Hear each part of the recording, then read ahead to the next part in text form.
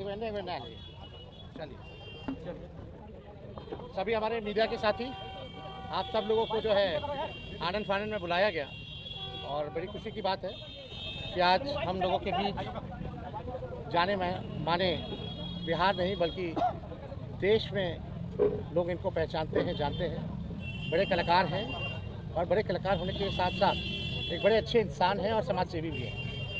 तो आज आप सब लोगों को हम बताते हैं, प्रदेश अध्यक्ष जी के नेतृत्व में, अब्दुल बारी सिद्दीकी साहब जी के नेतृत्व में, पाटलिपुत्रा सांसद मिश्रा जी भी यहाँ हैं, लालू जी राष्ट्रीय अध्यक्ष जी से इन्होंने आशीर्वाद लिया है और ये आज पार्टी जो है ज्वाइन कर रहे हैं और साथ में हम लोगों की भाभी भी यहाँ उपस्थित है, ये भी पार्टी की सदस्यता जो है ले रहे हैं।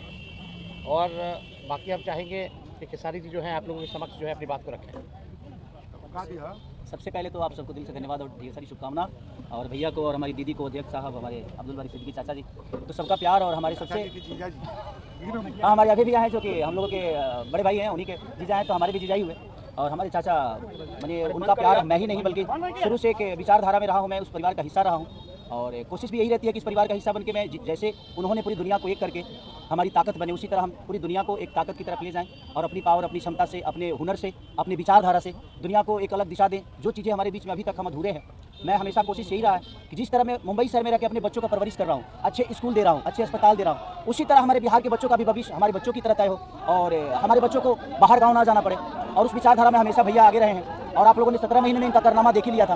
तो एक बार बदलने की ज़रूरत है, उस बदलाव में मैं थोड़ा सा एक मेरा भी हिस्सा हो और मैं उस सरकार को बदलने में और एक अलग दिशा में ले जाने में और एक बेहतर सरकार बनाने में एक मेरा योगदान हो, उसी के लिए मैं भी जुड़ा हूँ भैया से। और आज से नहीं, आज तो मैं आप लोगों के सामने पब्लिकली हुआ, बट मैं हृदय से और दिल से हमेशा से मैं इस परिवार का हिस्सा रहा हूँ और हिस्सा ही नहीं बल्कि एक परिवार का बेटा भी हूँ। मैं एक छोटा बेटा की तरह हमेशा प्रयास रहा हूँ और चाचा का आशीर्वाद हमेशा मुझे मिला है, राबड़ी माता का आशीर्वाद मिला है, दीदी का मिला है, भैया का मिला है, बल्कि इस समाज के और इस परिवार से जो मुझे प्यार मिला है, शायद वो मुझे बाकी जगह मिले या ना मिले, उससे मुझे कोई फर्क भी नहीं पड़ता। बट मैं हमेशा प्रयास करता हूँ कि एक बेहतर दिशा में जो चीज़ें चल रही है, आज आप सब लोग बदलाव चाहते हैं, मैं ही नहीं, मुझे लगता है कि पूरा बिहार बदलाव चाहता है और उस बदलाव में एक मेरा भी योगदान हो, इसीलिए इस बदलाव के साथ मैं भी जुड़ा हूँ। देखिए, जैसा इन्होंने कहा कि कोई एमएलए, मुख्यमंत्री और सरकार बनाने की बात नहीं है बल्कि हम लोगों को बिहार बनाने का काम करना है और हम लोग नए सोच के हैं, नया बिहार बनाना है।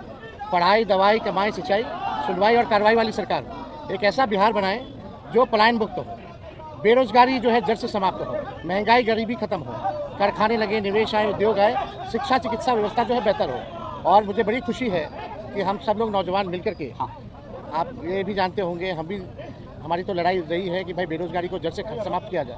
17 महीने 5 लाख नौकरी दिया गया, 3.5 लाख नौकरी प्रक्रियाधीन कराया गया, 4.5 लाख नियोजित शिक्षकों को राजकीय कर्मी का दर्जा दिया गया। अब हम लोगों का एक सपना है कि बिहार से बेरोजगारी खत्म हो और हमने, जैसा आप सब लोगों के सामने कहा है कि हमारा संकल्प है, हमारा प्रण है और हमने लोगों से वादा किया है और हमने पहले भी कहा है, तेजस्वी की उम्र कच्ची हो सकती है पर जुबान पक्की है। जो कहा है वो किया है, जो कह रहे हैं वो करेंगे और हम सब लोग मिलकर के नया सरकार तो बनाएंगे ही बनाएंगे। और 14 नवंबर के बाद से हम आपको बता दें कि 20 दिनों के अंदर एक कानून बनाया जाएगा और वो कानून ये होगा जो हमने पहले भी कहा था, जिस परिवार में सरकारी नौकरी नहीं है बिहार में, उस परिवार को एक सरकारी नौकरी हम लोग दिलाने का काम करेंगे। ये हम लोगों का संकल्प है और इसको सरकार बनते ही 20 महीने में जो है हम लोग जो है पूरा करने का काम करेंगे।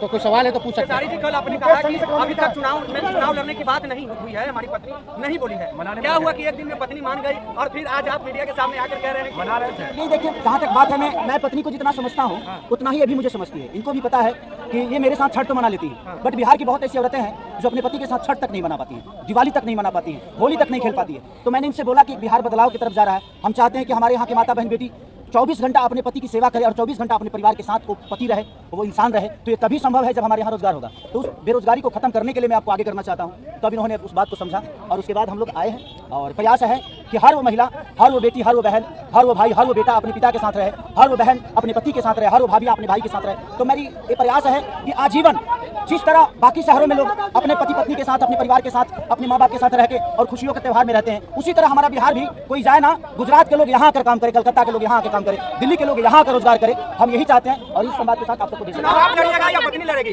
चुनाव आप लड़िएगा या पत्नी लड़ेंगी आपकी? ये लड़े चाहे मैं लड़े, अर्धांगिनी है ना, एक ही बात है। देखिए, जीवन में पति पत्नी का जो प्रेम होता है ना, वो दुनिया में उससे बड़ा प्रेम नहीं है। माँ बाप के बाद अगर कोई संभालता है किसी बच्चे को, वो आपकी अर्धांगिनी होती है। तो मैं लड़ूं या ये लड़, बात देखिए। आरजेडी आपने क्यों चुना? आरजेडी बता तो दिए सर, एक ही चुना। जहाँ बदलाव होता है वहीं मैं रुकता हूँ, वहीं रहता हूँ। बिल्कुल हर जगह, हर शहर में, हर जिला में जाऊँगा मैं। चलिए सदस्यता जो है चलिए